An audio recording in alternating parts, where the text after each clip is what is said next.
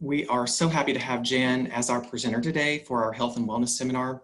She's the founder and president of Christian United Ministries, Incorporated, and she travels the world as a speaker, teacher, author, and a Christian counselor. She's overcome significant trials in her life, and her experiences set her up well to help others through stressful times. We're excited to hear what Jan has to say with us today about recognizing and managing stress, because I'm sure we all need that, or most of us anyway. Now, during the session, please feel free to type your questions and comments into the chat box, and she'll answer as many questions as time allows. Jan, thank you so much for being here today and spending time with us. And I'll just go ahead and hand it over to you now. All right, I'll take it. Thank you so much, man. I was thinking about the trials in my life. I tried to kill 2 people. I guess that was pretty stressful to get to that place, right? We won't go there today. So anyway, I want you to know, that's a way to start. Stress can be your friend. Stress can be your friend. How many of you believe that? It's not my friend. But actually, it's not the stress. It's how we face stress. Stress can bring positive or negative effects in our life. So I want to talk to you about that today. How do we look at stress in a way that instead of taking us down, that we restructure and change the way we respond so we can use that to grow into whatever direction we're in and whatever place we're in, whether it's family or on the job, whatever it looks like. So we're going to talk about it today. Does change make you nervous, or is change stressful to you? How many of you like change? Most people I don't like change. Just leave me alone. Let me stay where I am. But we all know that doesn't get you very far where you stay where you are, because you can just stay in that place of a rut. So change can be very, very good. But I know coming into the job, what I'm understanding here, some are here, some aren't, some will be, some won't, and what all that looks like. Of course, I'm nervous. So there can be that nervous feeling. That's not unusual. Don't beat yourself up for that. I'm going back into the building. The old normal is not the new normal. The building's not even the same anymore. Just things that are happening are going on. The what ifs and the what if nots, and what if it does, and what if it doesn't, and all of those fear places that comes with not knowing what you may be facing in the next whatever short time that it is before you come in. And some of you are just going to stay remote. And some of you are like, yes, I get to stay remote. And some of you are like, oh gosh, I was ready to get out of this house. So what does that look like again? How do we readjust life for the situation we're in at the moment? See, our fears or stresses is most often connected to the unknown.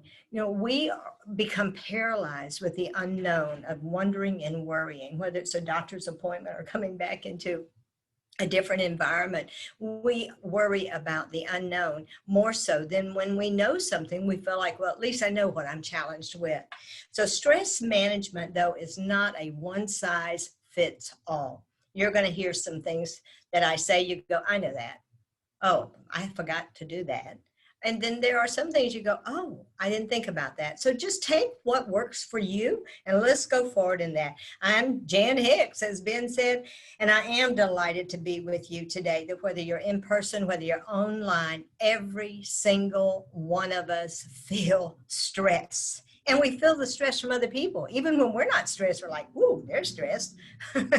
So it's in that environment that our mindset stays in. So there is good stress. I want you to know there's good stress. When there is a car coming toward you down the street, there is a stress that comes upon you. The epinephrine, that cortisol is released, is like, get yourself out of the way of that car. It's fixing to hit you. So that's a good stress, like, oh, and we react. The cortisol comes through us and we react. And that's a good thing to do. There's stress for setting up a wedding that is in the family. There's stress of preparing and for wedding, waiting for a baby to come, delivery time, and this baby should be here any hour, 23 hours later. And so you've got that stress in those kind of delivery places. Right now, graduation. Oh my goodness.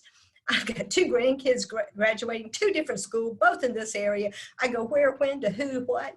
And so it's exciting times, but the good news, those are temporary stress situations. See, it's the temporary stress situation is not the one that gets us physically in trouble. We deal with it because we're in it. And then many times that stress also combines some joy places, or we hope it does.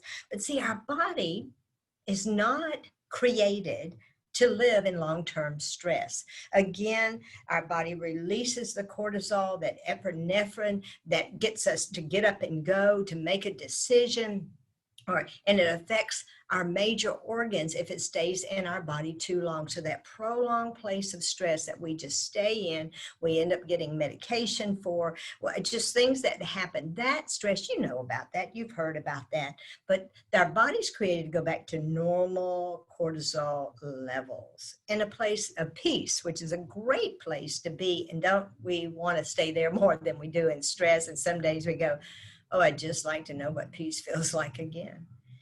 So I work at Christians United Ministries. It's a ministry of teaching, counseling, and coaching for better self-care and for better health. And we teach tools to live better regardless of the trauma, regardless of the stress situation that we're going to face. Because you see, it's how we look at things differently, so we are affected to respond different. See, Christians United is a ministry, but we're also a business. We have daily operation challenges. We work with each other in the office. We have 5 counseling offices. We're all in there together. Clients are in there. Staff is in there. So we don't always get along. You would think working for a ministry that everything is really peaceful there all the time. But guess what? We're real people. We're real people. And we have situations, we get snappy and sappy and frustrated and irritated with each other. But see, we do life the best we can, but we've learned some tools that even in the office, when that happens, we know what to do. And we know how to work through, we know how to talk it out, we know how to do what we need to do. And the longer we wait, the more trouble we're in. So we try to do that quickly as an opportunity. Our advantage is we have learned to do things better. It doesn't mean we've learned that we never have stress. We've learned how to face stress, respond different, so we have a better end result. So we do life the best we can, don't you? Our advantage, of course, is that we know that we had to learn it first, and then we get to share it. So stress is fear-based, meaning that when stress enters into our environment, for whatever reason, our situation, there's normally a fear place of that I'm losing control, or I don't have control, I can't regain control, and they're not listening to what I'm telling them, or whatever it may be. So we put ourselves in a fear-based stress place. So I want you to start asking yourself, when you feel stress over a situation, recognizing the situation, start asking yourself, okay, what am I afraid I'm going to lose here? What am I going to lose control of? What have I got to let go of? How is this affecting me? I feel confident that all of us have heard what stress does negative to us, but I want you to recognize some positive things that not only you can do, but you can learn from stressful situations. When we face stress-filled situations, whether it's real, and many times it's perceived, because of past situation, we expect it to be a certain way, and it's not going to happen. Then we're like, well, that didn't happen. And we waste hours focusing on something that doesn't even happen. So expectations, the oh dear, oh me, the what ifs, we feel our blood pressure go up, we feel a pressure in our head, and our heart is just pounding, and we just have to go, stop. What am I afraid of? What can I change? What can I change? What can I do to change that person's response? How do we change other people? We normally can't, but boy, don't we try? Oh, I tried to change a lot of people and it never did work. So whether it's in your relationship or your family, your health, right here at CSU, and your job, your position, stress is real. And there's different types. So I want you to learn what I'm talking about today, no matter what situation you have to face, that if we continue living in high levels of stress, our entire well-being is at risk. It wreaks havoc on our emotional balance and on our physical health. It narrows our ability to think clearly. How many of you, when you're in stress, you can't even think straight? And then if you add exhaustion to stress, that you got exhausted because you had insomnia because of the stress, then you just feel the pressure and you can't even think straight. You can't function effectively. And it interferes with just plain out enjoying life. Don't you want to enjoy life? I do. So Again, this teaching is not to teach you how never to have stress. It's teaching you to how to handle it better and to go forward in it, learn from it, and not allow it to take you out. So stress interferes with time. There's 24 hours in a day. We don't have to manage that. There's 24 hours in a day, period. It's how we manage, how we use that time effectively is what stresses us so often, especially in the corporate world. So stress interferes with the time and how it's managed. So maybe these tips can help you. I'm sure they can. One of the most important things you're going to need to do is identify the source of your stress. Like, identify my stress. Sometimes we go, I don't even know why I feel it. So we're going to guess. I'm going to give you some tips at the end that you will be able to use to start identifying ways to handle that each time something comes up. But there's things that you're going to recognize that's stressful. You don't have to identify it. It's obvious. I mean, whether it's job, position change, deadlines, having to be always available, a promotion, demotion, new department leads, new supervisor managers, or parking spaces. Have you ever stressed over a parking space? I really think at my office, they should put one with my name on it right by the door reserved, but no one will do it for me. What is wrong with that landlord? Just kidding. Relationship changes, marriage, divorce, death, unexpected bills, financial difficulty, moving. We know those can be stressful places. That doesn't take us by surprise.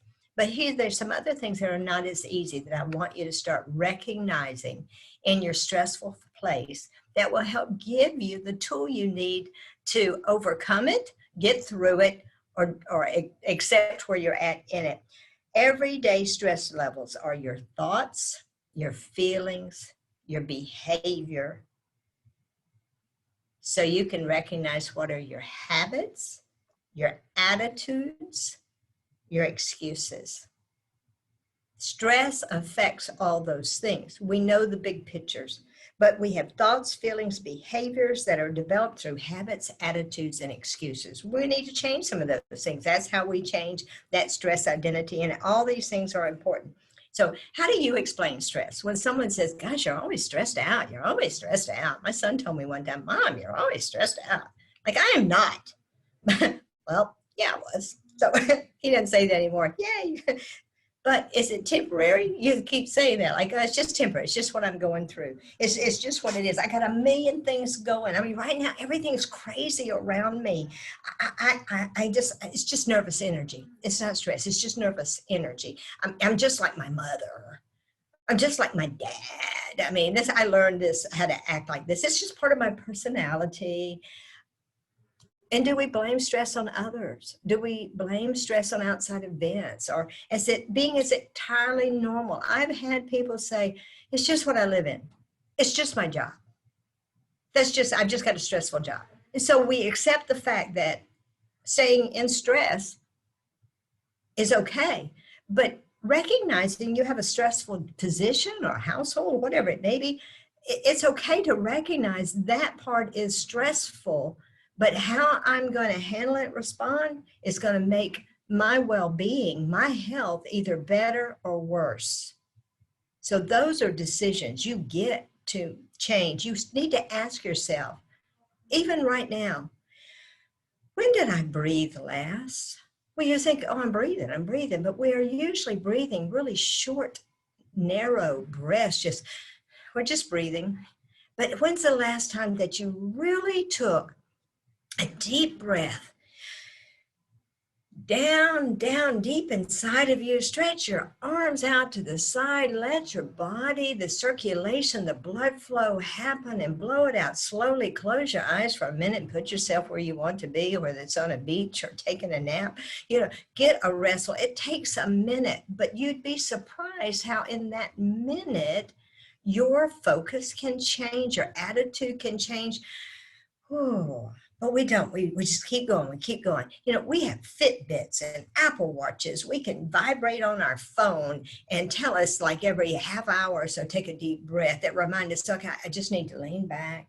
I need to breathe. I need to stretch my neck. If you're a desk worker, a computer worker, oh boy, don't you need that sometimes? You're like, oh, that's sore. Why is it sore? Because it's tense and tight. So hold it for just a few seconds longer than you want to. About the time you think I've held it enough, hey, hold it 10 more seconds and then switch to the other side. It's little things like that that can literally circulate things and bring better focus to your mind. See, we have to accept the responsibility for the role that we play in creating or maintaining the stress level that's affecting us. We remain outside its control, and we have to recognize that if we allow it to control us. So we give power to stress. It's time each and every one of you take back your power. Take back what you have given stress permission to live in your life, in your mind, in your brain, in your body, and go, no, I'm going to face it. I'm going to deal with it, or I'm going to let it go. But I'm going to learn to do this. You can learn to change, because you're important to CSU. And why are you important? They do things like this for wellness programs to help you. They don't have to. They do this because you are important to them, not just by what you do here, but your mental health is important to your company, to your position, wherever you may work. It's important to your family. Your family likes you a little healthier mentally as well. I'm sure mine does. Anyway, so as you come back together, or maybe you continue remotely, you still interact with each other. You still create an environment conducive to stress or peace, no matter where you're sitting right now. You see, your mind and your brain are not the same thing. Your brain's an organ in your body. Your mind is looking at the environment that you are in. Like, what is the environment you are in? Is it a stressful environment, a peaceful environment? If you're in a stressful environment, your mind is letting your brain know it's pretty stressful here. And your brain goes, okay, body, stress, stress, stress. And the body reacts to that. Or if you are in a stressful situation and your mind is aware of the environment, yep, this is a stressful environment. I'm going to choose peace. I'm going to deal with it. I'm going to work. I mean, you think it's silly to say that. But what your environment does, it lets your brain know what to tell the body. So if that environment says peace, the best peace, even if it's a mentally thought peace in the middle of the clutter and the chaos, I'm gonna do this in peace, then it tells the brain that. This is neurologically sound stuff I'm saying to you too. I'm not gonna get into all the medical names, but then that brain is telling the body, all right, be at peace, be at peace. So even though the heart's beating fast, you go, all right, my heart's beating fast. It's pumping blood to all the areas of my body that's been sitting too long. Oh, I'm breathing fast. I'm breathing deep. Oh, good. It's pumping oxygen to my brain so I can focus and do better. Now, this is good. So we look at that kind of stress situation in a good way, and our body then receives it through the brain in a good way, and our body reacts in a better way, results of it. That's a little snippet that is a longer teaching, but just to give you an idea to think about that, Google it or whatever, But right now I want to talk about the 4 A's. A of stress management. 1, avoid. 2, alter. 3, accept. And 4, adapt. Now we're going to talk a little bit about each of those, so you'll get a chance to hear that again. So number one is avoid. So yeah, there's stressful situations that need to be addressed. But the number of stresses, the number of situations you can eliminate is far higher than you realize. It is much higher than you can even imagine, things that you can really eliminate in what you would think a stressful situation is in life. So no matter where, again, you're sitting right now, dissecting and looking straight into the details of stress that you are in often will help you recognize the lack of ability you have to do anything about it. Have you looked at some situations and go, why did I stress about that? I couldn't do a thing about that, except make yourself sick. So 60% of the population admit they're under constant daily stress. 7 to 10 workers claim the pandemic was the most stressful time in their career. Anybody want to raise your hand on that? Fighting depression and insomnia due to the stress, top of the list. 64% state that finances was the main stress culprit they dealt with. Absolutely. 15% want to quit. How many times did you quit this job and you just didn't really, but in your like, I quit. 15% wanted to quit because of life was so stressful with the pandemic included in it. It's like, I quit. Chronic stress is a real mental health situation, and you are really important and valuable. We want to deal with some of these things. See, there's some serious side effects from the virus itself. Guess what? It has its own initial now. It's PCSD. It's post-COVID stress disorder. And that's a real thing now. And if you've had it, you probably go, it really is a real thing now. And maybe you lost loved ones. Maybe you've suffered mild symptoms, severe symptoms from it. Maybe the after effects of it that you're still going, is this still from that, or is this something else that I'm dealing with? So it is real. Recognize it's real, but don't refuse help. Don't hold on to it. Don't refuse help. There's help available. There's resources. This company probably has plenty of resources that they can help you know where to go, what to do, or to walk with you, work with you, talk with you through these situations. But you have to let them know. You have to do your part. Don't assume somebody knows what you're going through, because they're assuming you know what they're going through too. And we don't know what people are going through. I don't care what they look like from the outside. They're going through things. So don't live with hidden mass stress. Don't cope. Learn how to release and retrain your ability to respond differently in the same situation. The reaction gets us in trouble. The respond helps us make some right choices to go in the midst of it, even if we have to stay in it a while. See, our bodies, if you're in a real crisis stress situation that really hangs on a while, it takes 90 minutes to recover from that stressful situation. 90 minutes. After you've let it go, walked out of it, it stops, it's no longer around, whatever it may be, 90 minutes. So how effective are you in that time frame? Neurologically, Dr. Caroline Leaf says that focusing 6 minutes on a negative emotion will drop your immune system 21 hours. What happens when your immune system drops? You get sick. So we don't want that to happen, and it does happen. So when it does, we start rebuilding ourselves in that. Learn to say no. Does anybody know that no is a complete sentence? No by itself is a complete sentence. How many times do we want to give someone a long narrative of the reason I'm going to tell you I'm not going to be there?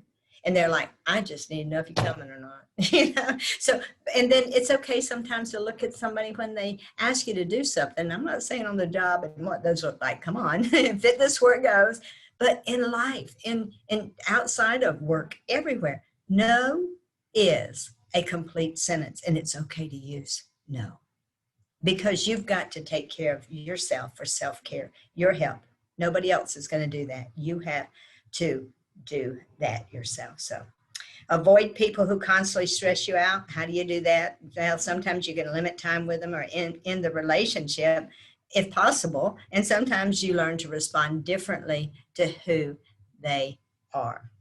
Avoid to take into control of your environment. Turn off the news. Does anybody listen to the news all the time? Oh my gosh.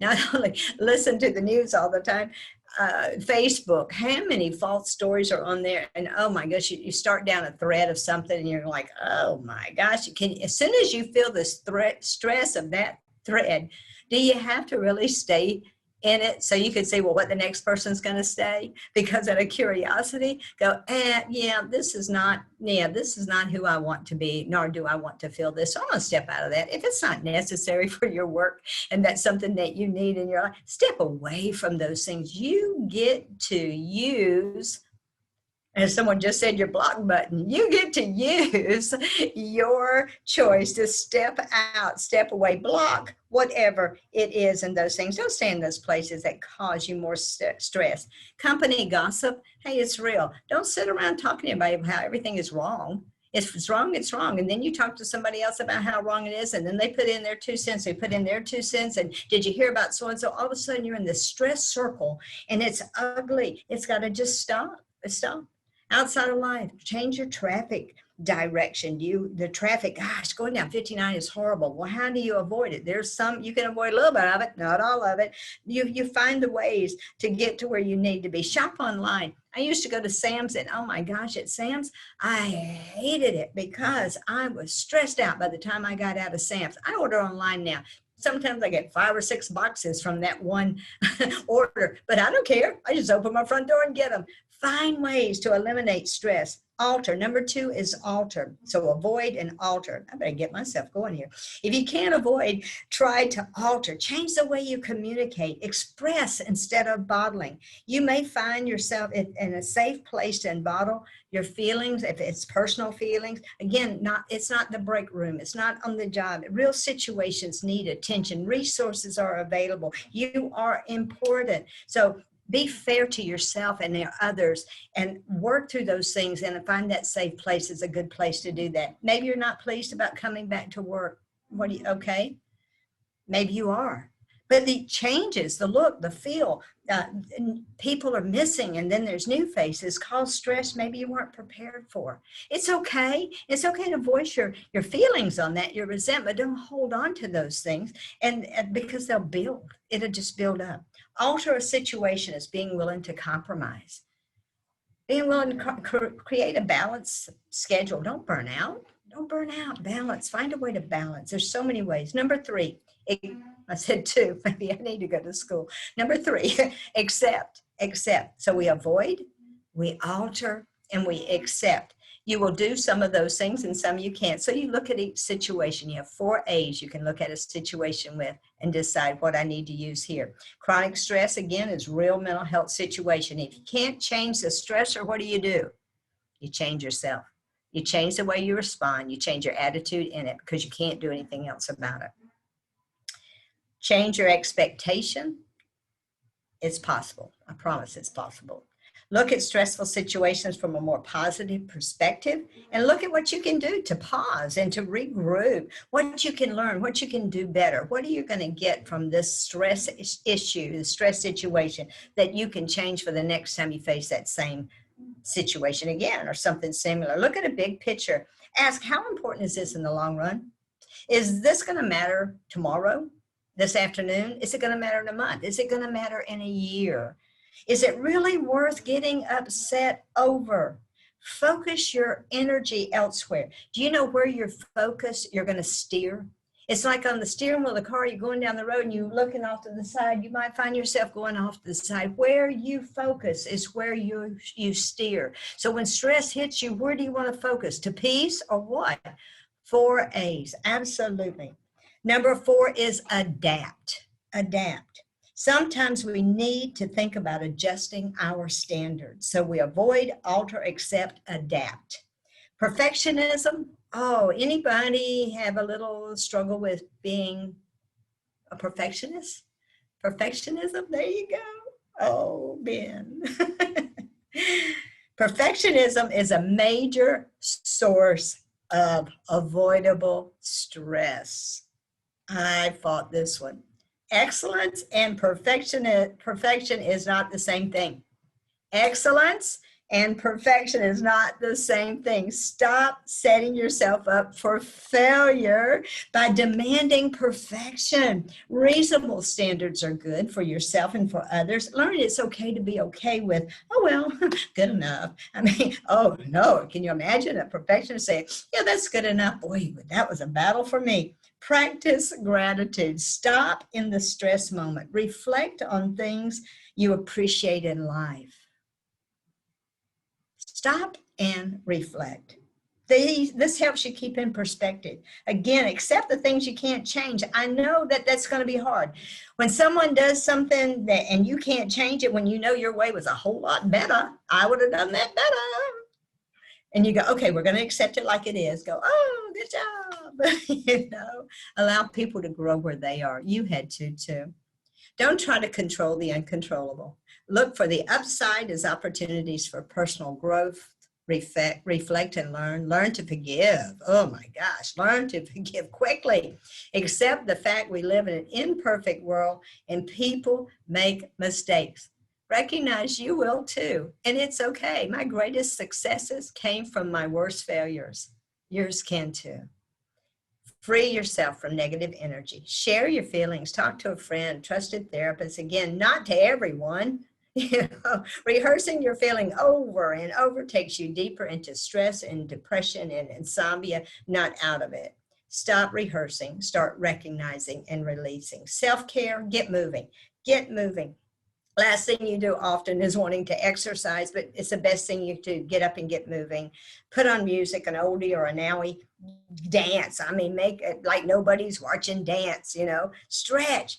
Release the endorphins that make you feel good. Endorphins make us feel good. Stretching, exercise, moving around make us feel good. So endorphins are invaluable distractions from your daily worry. You won't be wasting time. You're going to be creating more effective time. So it's not wasting time. I mean, if you only have 3 minutes, just do something and start. Walk at lunch, walk around the block, march to your car, the break to the bathroom, march with your knees up. Can you imagine you going to to break or the restroom or to your car and your knees like a marching soldier and your arms are going, but can you imagine the circulation where you sat, just move, and get that blood flowing. Stretch, relax. You may look like a nut, but you're working with these people anyway. They already know about you. So you might help them start the breaker size walk too. Figure it out. Use the stairs if you can. Get a partner. Be accountable. Self-care is your care, not someone else's. Self-care is your care, and you are important to breathe at your death. Breathe before responding to a negative situation. When you're talking to someone face to face, if you're talking to them on the phone and you feel the stress of that conversation, that negative situation's going, the negative person, critical, whatever's going on, before you respond to what they just asked you, I'm telling you, in your mind, in your chair, take a deep breath, put your tongue at the roof of your mouth, let it out slowly. It takes seconds. And while you're doing there, say, how do I respond to this? Give yourself permission to ask yourself, how am I going to respond to this? And it will change your response. It will change for sure. Connect with others, make time for fun, relaxation, set a time aside. Relax. Do something to enjoy every day, small or large. How do you relax? What's your method? My go-to, maybe your go-to. I literally put on music. I put on worship music and I dance around. I do whatever. I pray. I think about the goodness of God, what he brought me out of and where I am and how I've overcome and the critical stress areas of my life that took me to want to kill people. And my own father stopping my hand of killing an uncle, but that's another story for another day. So what works for you though? Mine, I meditate on Jesus. I go there because that's what changed my life. And when that doesn't work anymore, I'll quit doing that. But that's worked for the last 30 years. So I love it. Manage your time better. How do you manage your time better? Set up boundaries up front. Whose name goes on your calendar? Everybody you're seeing or everything you're doing. Where's yours? Where is yours? Put yourself on your calendar. Make that appointment with yourself, that time with yourself. I don't care how many minutes it is or what it looks like. Make it happen. You would stop for the other person's name that's on that calendar. Add your family to that calendar. Don't overcommit. We often underestimate how long things will take. Like I knew this teaching was going to take 28 minutes. Guess who's already passed that?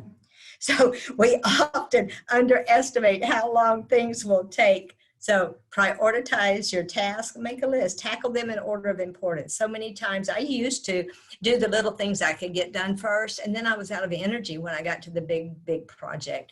The best way to do this is tackle that major thing first, that hard thing first, because the energy you have left from that, at the end of that, you can mark off those other smaller tasks that a lot of times are no-brainers that you just need to do and get done. So prioritize, make lists, and then tackle them in the order of importance, So break large projects into small steps. Think about this. You get a really big project to do and you get overwhelmed. How am I going to do all this? I can't do all this. I don't even have all that in it. And there you go. Break it down. Take that big project that's so overwhelming and break it down in small steps. Okay, here's the first thing I need to do. And then I'll need to do this and this. So what you can do is get a sense of gratitude inside yourself of accomplishing that first step and the next step. And then you end up accomplishing the whole project, but you're not looking at the big picture. Like, how will I ever get this done? How will I ever succeed? How will I ever complete? You're going to do it one step at a time. That's not just projects here at work. How about in life, in your home, if you are mothers and family, and you live somewhere besides here, you have things at home. You have laundry and clean and all that stuff. Make these schedules out and do little things here and there instead of piling it all together in one effort, because that overwhelms all of us. Maintain balance with a healthy lifestyle. And one of the best ways to learn your stress challenge is know it, own it, and change it. Make a stress journal. This is the part when I said identify your stress. Make a stress journal. Sounds silly, but writing things out is very effective. And often we see the big picture of that we're facing or that's facing us. And many stress critical things become simpler when we write them out. You go, oh, that's not going to be as hard as I thought it was going to be now that I have this out in front of me. So lay it out, look at it. So to do your stress journal, here's the 4 things I want you to ask yourself every day. Every day, every stress. Maybe you have 10 stress today. You're going to do this 10 times or whatever it looks like. Write down what caused your stress. If you don't know, guess. What caused your stress? Number 2, how did you feel physically and emotionally during that stress? When you recognize that stress or in it, how did you feel? So what caused it? How did I feel? How did you respond? How did you act? Do you act like a 3-year-old or and throw a tantrum fit? We do that no matter what age. So how did you act in your response? And the 4th thing is what you did to make yourself feel better. Now that could be a positive thing or a negative thing, like go and eat a gallon of cookie dough ice cream and the brownie. Might not have been the best way to handle that stress.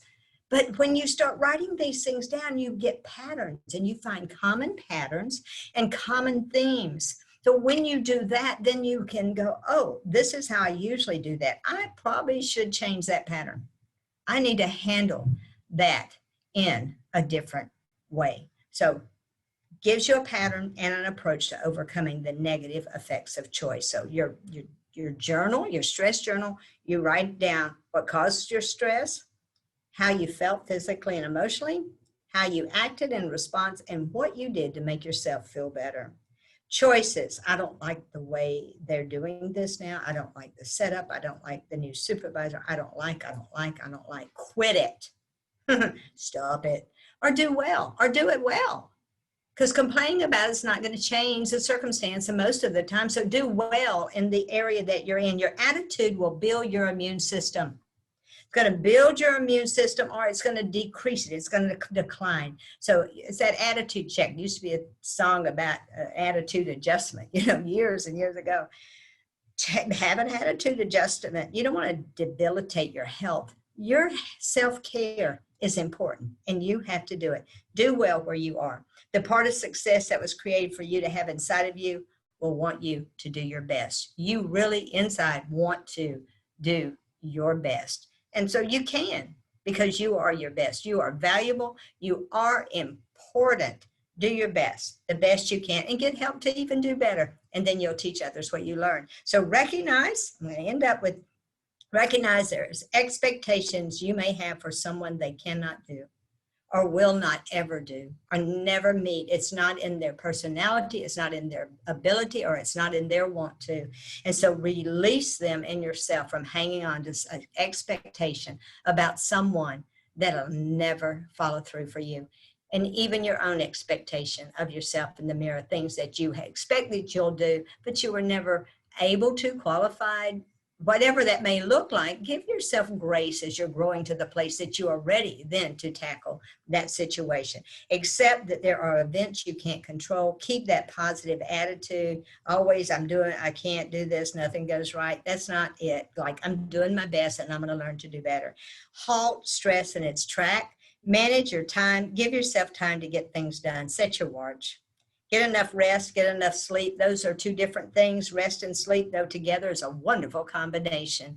We can sleep and not be rested. Get rid of the stress at night. Release it out. Stretch, exercise, everything you need to do before you go to bed to release that stress. Because if we carry our burdens all the time, sooner or later, the burden will become increasingly heavy and we won't be able to carry on. So one, avoid, alter, accept, adapt. I realize, I'm going to close with this, I realize it takes less energy to do what you know. It takes less energy to do what you know, how you respond, how you react. It takes less energy to continue doing that than to change what you do. But changing will be a worthy habit to accomplish. So breathe. You can do this. Thank you. Um, I absolutely have some great takeaways from this meeting. But Jan, thanks again so much for taking the time and your effort and sharing your story with us today. We really appreciate it, and it's a very needed time. Thank All right. you all. Thank you. Have a great day, everybody.